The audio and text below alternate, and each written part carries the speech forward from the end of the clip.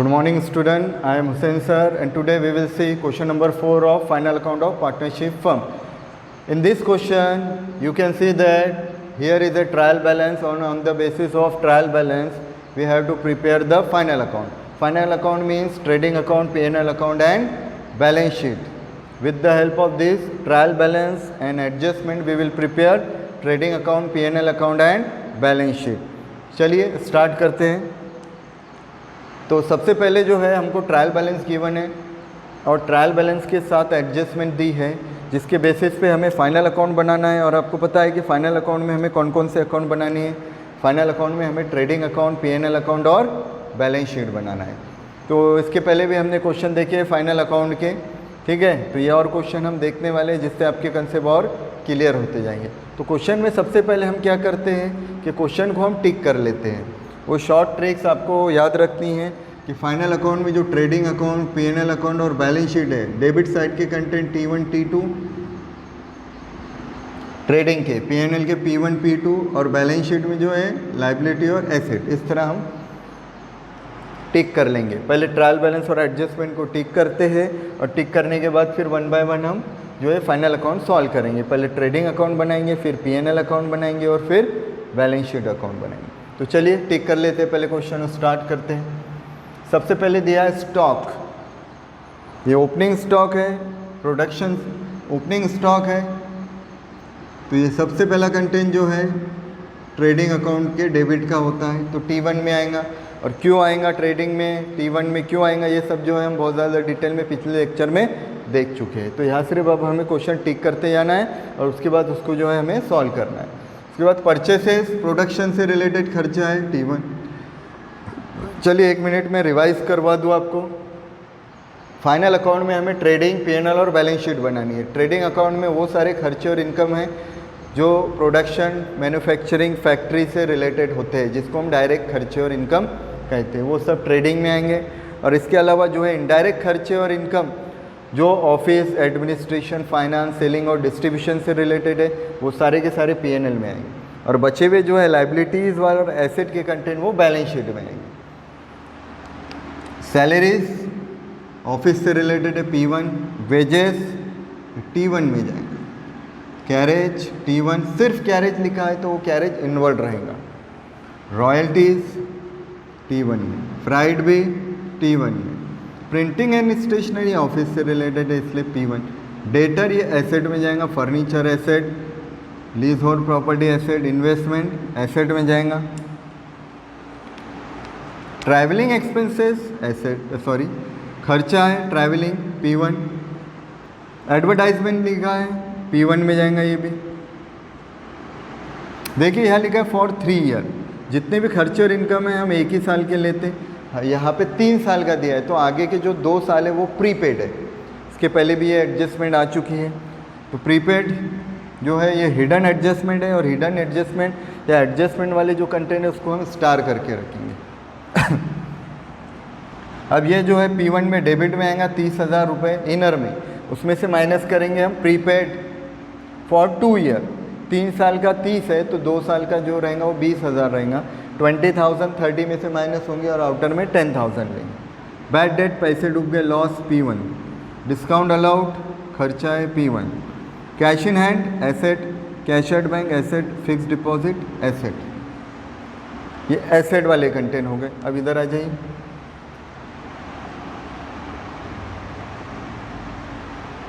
अब trial balance के credit में कैपिटल दोनों का, डायरेक्ट लाइबिलिटी में जाएगा. Sundry creditor liability. Interest on FD, fix deposit किया था उस पर हमें इंटरेस्ट मिला, अपने लिए वो इनकम है और इनकम का अकाउंट क्रेडिट होता. ये इनडायरेक्ट इनकम है हमारी इसलिए P2 में जाएगा. बैंक ओवरड्राफ्ट एक तरह का शॉर्ट टर्म लोन है लाइबिलिटी और सेल जाएगा T2 में. तो ये फाइनल अकाउंट ट्रायल बैलेंस के जो कंटेंट थे वो हमने टिक कर लिए. कौन सा कंटेंट कहाँ जाएगा. अब इसके बाद हम एडजस्टमेंट देखते हैं. स्टॉक देखिए ये जो यहाँ पे एडजस्टमेंट में जो स्टॉक दिया रहेगा ऑलवेज वो क्लोजिंग स्टॉक रहेगा. जो 31 मार्च 2019 का गिवन रहेगा वो क्लोजिंग स्टॉक रहेगा. अब 2 वैल्यू अगर दी है क्लोजिंग स्टॉक की, कोई भी रहे वो कॉस्ट प्राइस, मार्केट प्राइस, हमें उससे कोई लेना देना नहीं. हमें लेना है whichever is less when two value of closing stocks are given, we will take whichever is less. तो लेस क्या है यहाँ 35, तो इसकी पहली एंट्री कहाँ जाएंगी T2 में और दूसरी एंट्री एसेट में जाएंगी क्लोजिंग स्टॉक की। तो हमें कौन सी वाली वैल्यू लेनी है 35। उसके बाद लिखा interest on FD ₹1200 is still receivable. Receivable, हाँ, तो रिसीवेबल का मतलब क्या होता है, earn but not received. Income हमें अर्न तो हुई है लेकिन उसका पैसा हमें अब तक नहीं मिला, नहीं मिला तो वो आउटस्टैंडिंग है।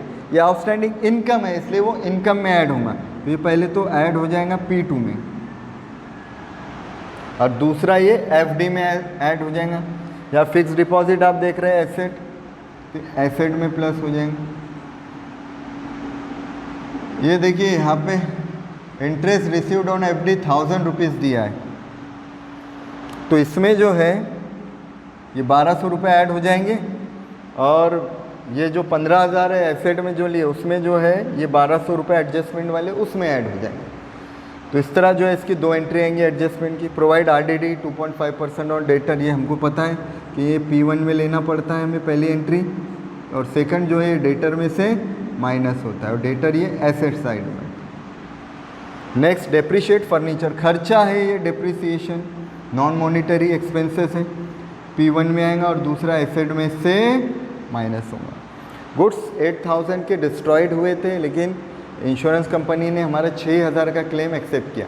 सारे एडजस्टमेंट की दो एंट्री होती है मैंने आपको बताया, लेकिन ये एक ऐसी एडजस्टमेंट है जिसकी 3 एंट्री हम लेंगे। तो पहला तो हमारा वो लॉस है पूरा T2 में जाएगा। अब T2 में पूरा कितना लॉस हो रहा है 8000।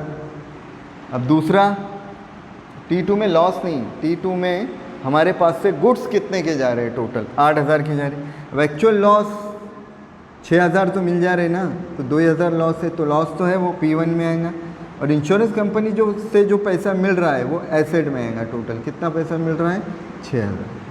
तो इस तरह जो है इसकी जो है 3 एंट्रीज होंगी। अब सारे हमने टिक कर लिए, बस ये अब ये यहाँ पे ये याद रखें, ये जो है एडवर्टाइजमेंट प्रीपेड P1 में से माइनस होगा और दूसरा प्रीपेड एक्सपेंसेस ये एसेट साइड में आते। ये ऊपर वाली जो एडवर्टाइजमेंट है वो हिडन एडजस्टमेंट की 2 एंट्री है, P1 में से माइनस होगा और दूसरी एंट्री जो है वो हम कहाँ लेंगे, एसेट साइड में लेंगे, प्रीपेड वाली सिर्फ। ठीक है, तो डियर स्टूडेंट यहाँ पे हमने क्वेश्चन पूरा टिक कर लिए जो है। अब हम ये जो है क्वेश्चन जो है सॉल्व करने वाले हैं। तो ये क्वेश्चन जो है आप टिक करते चलिए साथ ही साथ, और उसके बाद अब हमें 1 बाय 1 अकाउंट बनाना है, ट्रेडिंग, P&L और बैलेंस शीट। तो चलिए सबसे पहले इस तरह आपको हेडिंग देनी है, trading account of Piyush and Arun firms for the year ended 31 March 2019, particular amount debit credit. तो इस तरह हेडिंग देंगे और अब 1 बाय 1 कंटेंट जो ट्रेडिंग अकाउंट में आते हैं वो हम लेते जाएंगे। ठीक है, यहाँ पे जो हमने T1 के नाम से टिक किए, T1 T2, सिर्फ वही कंटेंट हमें यहाँ पे लेने हैं। सबसे पहला कंटेंट ट्रेडिंग अकाउंट में आता है 2 ओपनिंग स्टॉक।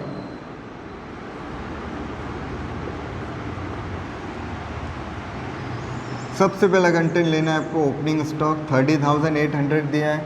उसी के नीचे नेक्स्ट हम लेंगे परचेसेस। अगर कोई परचेस रिटर्न होता तो इसमें से माइनस होता, परचेस रिटर्न नहीं है इसलिए डायरेक्ट आउटर में आएगा 80,000। उसके बाद वेजेस 7,500। वेजेस से रिलेटेड कोई एडजस्टमेंट गिवन नहीं है इसलिए डायरेक्ट आउटर में लेंगे इसको भी हम 7,500। कैरेज 3,000। ओनली अगर कैरेज दिया है सिर्फ तो कैरेज इनवर्ड होगा, ये बात आप याद रखें। रॉयल्टीज, मानधन 2,500। इसके बाद दिया है फ्राइट। फ्राइट कितना है, कूली चार्जेस 700। उसके बाद और कोई कंटेंट है क्या, एक बार देख लेते हैं हम। T1 में जो आने वाला है नहीं है, इसमें ख़त्म हो गए सारे। अब ये डेबिट के कंटेंट जो है हम ले चुके हैं और इसमें ज़्यादातर कोई एडजस्टमेंट भी नहीं है इसलिए डायरेक्ट आउटर में है। अदरवाइज परचेस में से परचेस रिटर्न माइनस होता है, वो एडजस्टमेंट आपको ध्यान देनी है। अब क्रेडिट में आ जाते हैं बाय। सबसे पहला कंटेंट आता है इसमें सेल। देखिए क्रेडिट में सिर्फ एक ही कंटेंट है ट्रायल बैलेंस का, वो है सेल, और इसमें से माइनस होता है सेल रिटर्न। ठीक है, अब सेल रिटर्न यहाँ पे गिवन नहीं है, इसलिए इसको हम डायरेक्ट आउटर में लेंगे। अब इसके बाद देखना है हमें एडजस्टमेंट, कौन कौन सी एडजस्टमेंट इसमें आती है। सबसे पहले एडजस्टमेंट जो है क्लोजिंग स्टॉक है, और इसमें सबसे लास्ट वाला कंटेंट आपको लेना है by closing stock. Closing stock की कौन सी वैल्यू हम लेंगे, विच एवर इज लेस, तो यहाँ विच एवर इज लेस कौन सी वैल्यू है 35। अब इसके बाद और कोई एडजस्टमेंट है क्या जो ट्रेडिंग में आती है, ये लास्ट वाली एडजस्टमेंट देखिए हमने T2 करके लिखा है बाय, इसको क्लोजिंग स्टॉक के ऊपर ही लिखना है, आपको याद रखना है क्लोजिंग स्टॉक, ये लास्ट वाली एडजस्टमेंट आनी चाहिए। गुड्स डिस्ट्रॉयड बाय फायर, जितने के गुड्स डिस्ट्रॉयड हुए वो पूरी वैल्यू हमें लेना है 8000, क्योंकि हमारी ट्रेडिंग से 8000 वैल्यू के गुड्स जा रहे हैं और जाने वाले गुड्स का अकाउंट क्रेडिट होता है। सारे एडजस्टमेंट सारे ट्रीटमेंट हम ले चुके हैं, सारे एंट्री ले चुके हैं। अब इसके बाद फिर अब हमें यहाँ पे निकालना है ट्रेडिंग अकाउंट में क्या निकालते हैं हम, ग्रॉस प्रॉफिट या ग्रॉस लॉस। कैसे निकालते हैं, टोटल करके। रफ में कुछ स्टूडेंट क्या करते हैं, यहाँ की टोटल यहाँ लिख लेते हैं और यहाँ की टोटल ही जीपी कर लेते हैं और टोटल सेम कर देते हैं, जबकि हमें जो है कैलकुलेशन में बताया गया है, आपको बार बार ध्यान से आप वो देखिए किस तरह कैलकुलेशन किया गया है। रफ में आप डेबिट क्रेडिट साइड रफ में बनाइए, जिस तरह मैं बनाता हूँ इस तरह डेबिट क्रेडिट। ठीक है, क्रेडिट की टोटल कीजिए यहाँ पे, फिर डेबिट की कीजिए, फिर देखिए किस साइड की टोटल ज़्यादा है। क्रेडिट की अगर ज़्यादा है तो प्रॉफिट आएगा डेबिट साइड में टू ग्रॉस प्रॉफिट के नाम से, वो क्रेडिट की टोटल में से डेबिट हम माइनस करेंगे। अब ये देखिए अगर क्रेडिट की टोटल हम करते हैं 143, ये आएगा हमारा 120 प्लस 151 163,000 ये हमारी टोटल आती है क्रेडिट की टोटल। अब क्रेडिट की टोटल ये डेबिट की टोटल से ज़्यादा है, डेबिट की टोटल कम है, तो आपको क्या करना है 163 माइनस डेबिट की जितनी भी टोटल आएंगी उसको इसमें से माइनस करना है। तो जो बैलेंसिंग फिगर आएगा वो हमारा आएगा gross profit carried down transfer to, इसके बाद वाला जो अकाउंट हम बना रहे हैं P&L उसको ट्रांसफ़र करेंगे। ठीक है, अब क्रेडिट में से और डेबिट की टोटल अगर हम माइनस करते हैं डेबिट के कंटेंट, तो हमारा जीपी आ रहा है 38,500। आप जो है करके देख लें, इसमें से ये सब माइनस करें, जो आएगा बैलेंसिंग फिगर वो हमारा जीपी, और टोटल आ जाएंगी दोनों साइड की 1,63,000। तो ट्रेडिंग अकाउंट ये हमने पार्ट्स में भी देखे, लॉन्ग भी देखे, तो ये इसमें आपको कोई प्रॉब्लम नहीं आना चाहिए। वो स्टूडेंट जिन्होंने अभी तक पार्ट्स में ना देखे, ठीक है, तो हमारे चैनल पे जाके जो है आप ये पार्ट्स में भी देख सकते हैं। ठीक है, तो ये हमारा निकला है जीपी ग्रॉस प्रॉफिट। अब ये हमारा ट्रेडिंग अकाउंट यहाँ बन चुका है। अब इसके बाद हमें बनाना है नेक्स्ट P&L अकाउंट। तो आप जो है फटाफट जो है नोट डाउन कर ले 1 मिनट में, इसके बाद हम बनाएंगे P&L अकाउंट।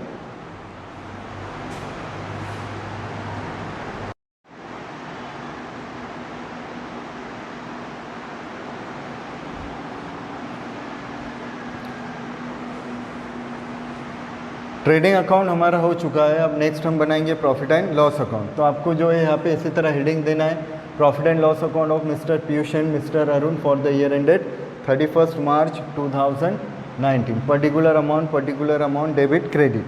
तो यहाँ ट्रेडिंग अकाउंट में जो है सबसे पहला कंटेंट आपको याद रखना है, P&L अकाउंट में सबसे पहला कंटेंट आएगा by gross profit brought down transfer from trading account. Trading account से जो आया है वो लेना है यहाँ जीपी या ग्रॉस लॉस। 38,500 हमारा जीपी आया था, वो P&L में ट्रांसफ़र होगा और P&L का सबसे पहला कंटेंट जीपी रहेगा। अब ये लेने के बाद डेबिट में जो है जितने भी इनडायरेक्ट खर्चे जो हमने P1 के नाम से टिक किए थे, P1 और P1 P2 वाले पूरे कंटेंट हम P&L में लेंगे। डेबिट में खर्चे, क्रेडिट में इनकम। तो पहले जो है हम पूरे डेबिट के कंटेंट ले लेंगे। Expenses 2 salaries 5,000, printing and stationery 1050, कोई एडजस्टमेंट नहीं है। 1050। इसके बाद नेक्स्ट देखिए travelling expenses 3450, travelling expenses 3450। Travelling के बाद एडवर्टाइजमेंट इनर में लेना है,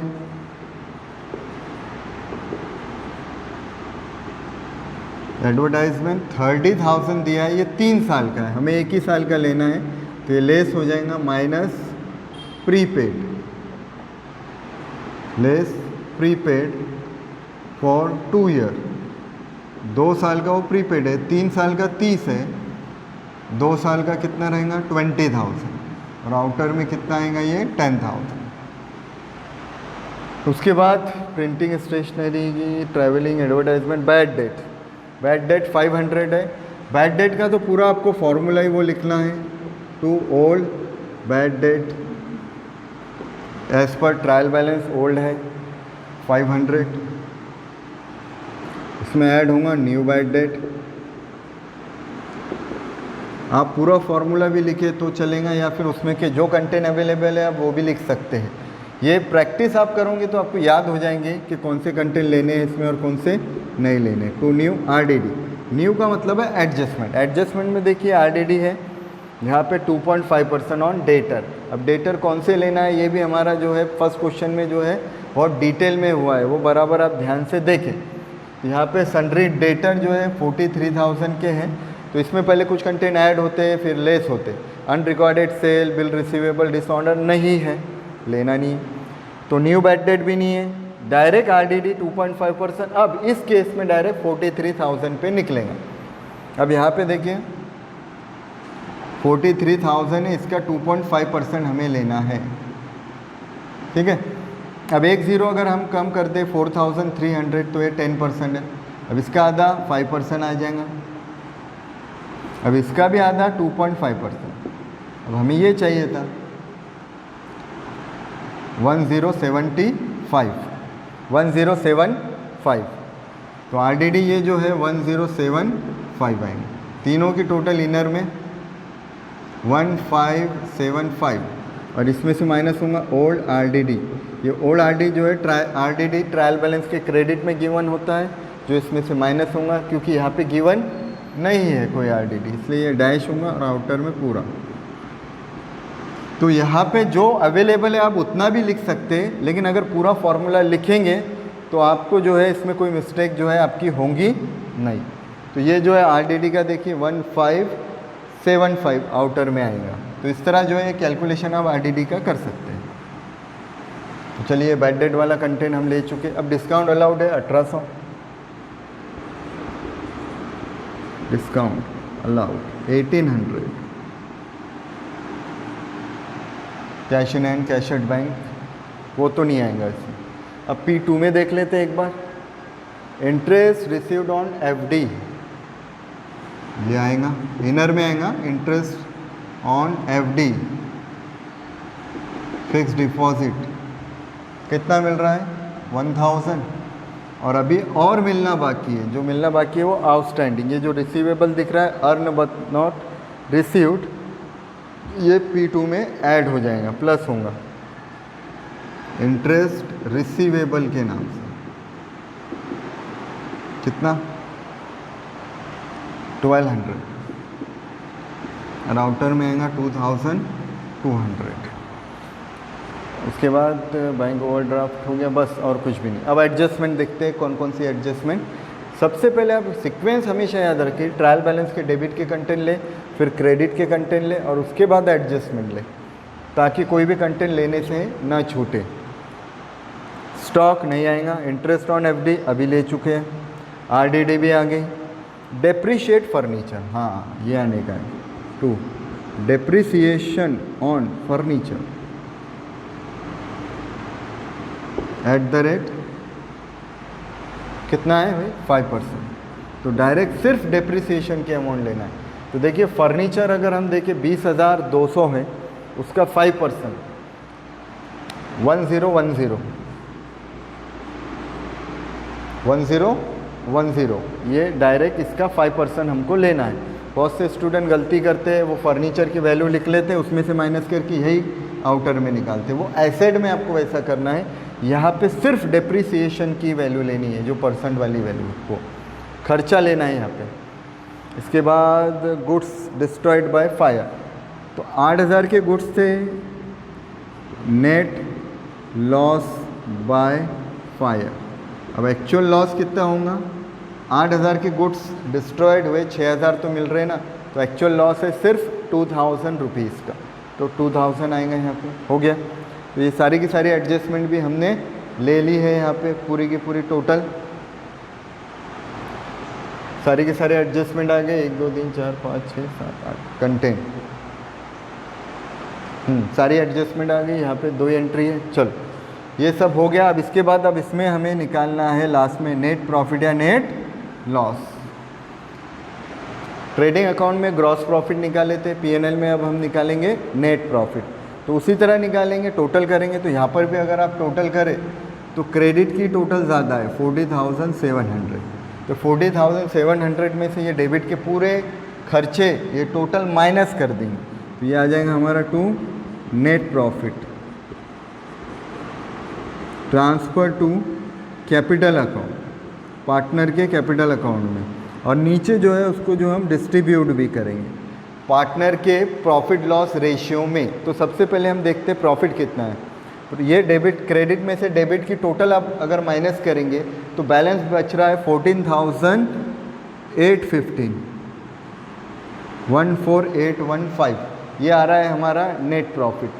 अब ये नेट प्रॉफिट को हमें जो है पार्टनर में डिस्ट्रीब्यूट करना है, पीयूष और अरुण में, पीयूष अरुण, ये इक्वली डिस्ट्रीब्यूट होगा। अगर कोई प्रॉफिट लॉस रेशियो नहीं दिया तो हमें इक्वली डिस्ट्रीब्यूट करना है। 7,407.5 आ रहा है, तो हम उसको एग्रीगेट ले लेंगे, पहले वाले को 8 कर देते हैं एग्रीगेट और दूसरे वाले को 7, ठीक है। ऐसा ही आपको करना है एग्ज़ाम में भी।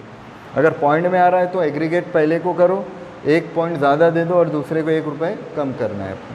तो 7,408 और 7, और इसकी टोटल तो हम यहाँ पे ऑलरेडी ले चुके, इसी को आपको बांटना है दोनों में, और दोनों साइड की टोटल आ जाएंगे 40,700।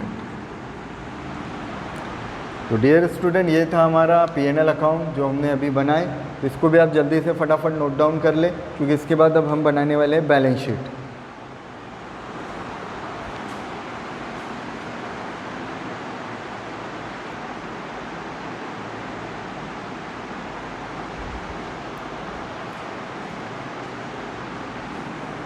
नेक्स्ट हेडिंग देना है balance sheet of mister Piyush and Arun as on 31 March 2019। अब लास्ट हमें बनाना है इसकी balance sheet, liabilities amount, asset amount. इसमें हेडिंग को याद रखें आप, पर्टिकुलर अमाउंट ये ट्रेडिंग पीएनएल में होता है, और बैलेंस शीट में बनाएंगे हम लाइबिलिटीज अमाउंट, एसेट अमाउंट, ठीक है।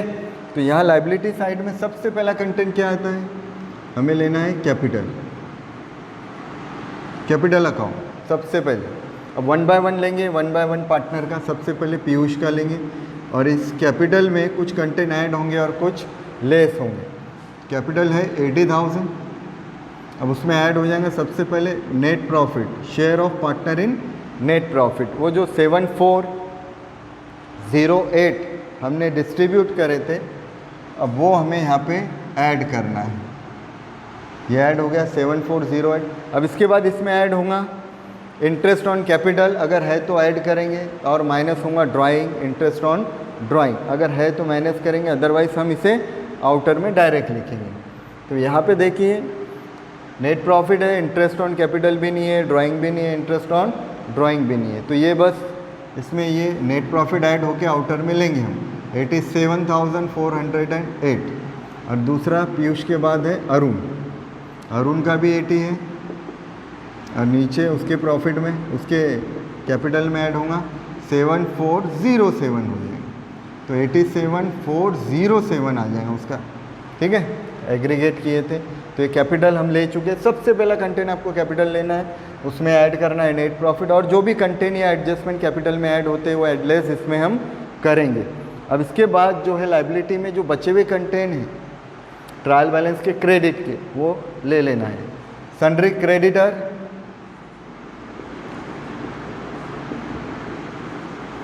Sundry creditors 20,500। उसके बाद बैंक ओवरड्राफ्ट 10,000। नेक्स्ट है बैंक ओडी शॉर्टकट में 10,000।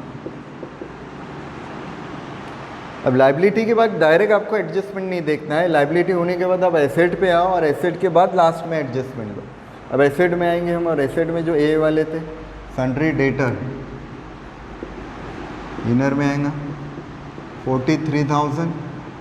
अब इसमें कुछ कंटेंट ऐड होते हैं, कुछ कंटेंट लेस होते हैं। वो क्या ऐड लेस होते हैं ऑलरेडी हो चुका है, क्योंकि यहाँ पे एक ही कंटेंट है इसलिए एक ही कंटेंट इसमें से माइनस होगा, वो है आरडीडी 2.5% जो हमने निकाले थे। आरडीडी पे 2.5% हमारा निकला था 1075। जो माइनस वाले कंटेंट है याद रखें आप उसको हमेशा ब्रैकेट में लें, और आउटर में आएगा 41,925।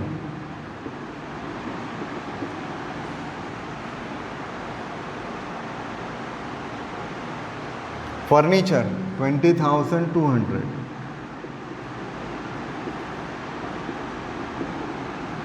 लेस इससे रिलेटेड एडजस्टमेंट है depreciation @5%, 1010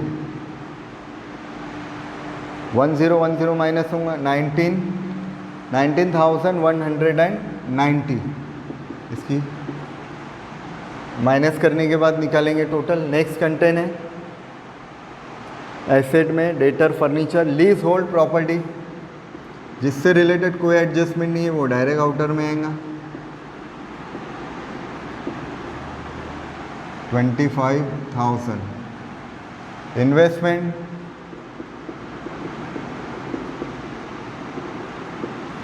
15,000। Travelling, advertisement, bad debt, discount, cash in hand 7,000। Cash at bank, cash in bank 20,000। Fix deposit 15,000 inner में लेंगे।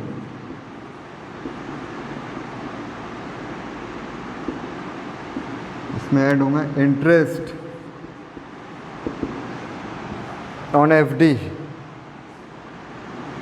इंटरेस्ट रिसीवेबल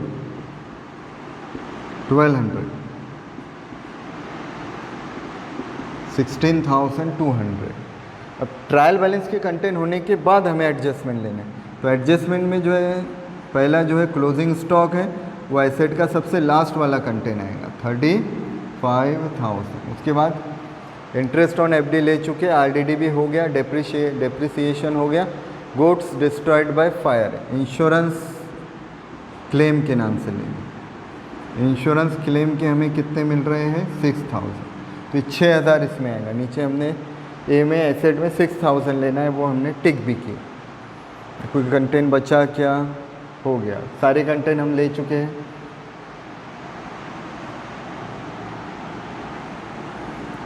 अब सारे कंटेंट लेने के बाद, सारी एडजस्टमेंट लेने के बाद हिडन वाली एडजस्टमेंट एक हमारी रह गई थी, ये देखिए प्रीपेड एडवर्टाइजमेंट, और प्रीपेड कहाँ आता है एसेट में। Prepaid advertisement for 2 year, 2 years का था 20,000। अब ये लेने के बाद हमें इसकी टोटल करनी है, कि टोटल करेंगे 2,05,315 टोटल आनी चाहिए। बैलेंस शीट की दोनों साइड की टोटल सेम आनी चाहिए, लायबिलिटी और एसेट सेम आ रही है तो हमारा सही है, अदरवाइज़ टैली नहीं हो रही है तो समझिए कोई ना कोई कंटेंट हम लेने से भूल गए, या कोई ना कोई कंटेंट हम जो है रिकॉर्ड करने से रह गया है, तो वो आपको देखना है। कितने का डिफरेंस आया, समझो 2000 का डिफरेंस है तो 2000 वाला पहले कंटेंट देखें, ठीक है, किस साइड की कम आ रही है। अगर लाइबिलिटी में कम दिख रही है 2000 तो लाइबिलिटी में ट्रायल बैलेंस के क्रेडिट के कंटेंट, तो क्रेडिट में जो है 2000 वाला कंटेंट ढूंढने का है आपको। ये एक लॉजिक है जिस तरह हम ये प्रॉब्लम सॉल्व कर सकते हैं। तो ये हमारा क्वेश्चन नंबर 4 था जिसमें हमने ट्रेडिंग अकाउंट, P&L अकाउंट और बैलेंस शीट बनाए, ठीक है, जिसमें हमने ट्रेडिंग अकाउंट में ग्रॉस प्रॉफिट ग्रॉस लॉस कैसे निकालना है, नेट प्रॉफिट नेट लॉस, और बैलेंस शीट में जो है दोनों साइड की टोटल, ये जो है हम निकाल रहे हैं, ये हमारे मेन आंसर है, ठीक है। एग्ज़ाम में आप याद रखिए कि जो है हर कंटेंट जो है हर कंटेंट पे मार्क्स होते हैं, ठीक है। अगर जितना पोर्शन आपने सही रिकॉर्ड किया, एंट्री सही रिकॉर्ड की, उस पर आपको मार्क रहेंगे, और जितना आपका गलत हुआ उतने ही मार्क्स आपके कटेंगे, इस पर स्टेप पे मार्क रहते हैं, ठीक है। तो जिस तरह जो सीक्वेंस और हिंट ट्रिक्स आपको दी गई है उसको ध्यान में रखते हुए अगर आप प्रॉब्लम सॉल्व करेंगे तो आपको आगे कोई भी दिक्कत नहीं जाएंगे। वीडियो अगर अच्छा लगा हो इसको लाइक कीजिए, शेयर कीजिए, और चैनल को सब्सक्राइब नहीं किया हो तो सब्सक्राइब कीजिए। और आपके जो भी डाउट्स हैं, ठीक है, वो आप हमें डायरेक्ट व्हाट्सअप कर सकते हैं। Thank you.